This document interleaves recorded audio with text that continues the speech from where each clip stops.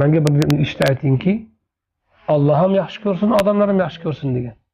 Shunda Rasululloh aytganlarki, dunyodan ko'nglingni uz, Alloh yaxshi ko'radi. Zohid bo'l. Odamlarning qo'lidagi narsadan ko'nglingni uz, zohid bo'l, odamlar yaxshi ko'radi degan.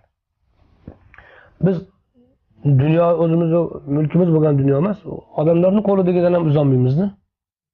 Faqat pul deb o'ylamayman, odamlarning qo'lidagi. So'zmi, gapmi, obro'mi, nima bo'lsa ham odamlardan keladigan manfaatdan ko'nglimizni uzolmaymiz.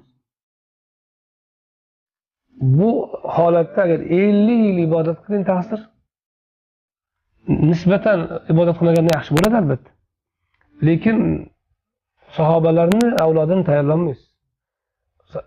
Xuddi mana shunaqa musulmonlar tushkunlikka tushgan paytda Imom G'azzoliy shu narsani topganlar.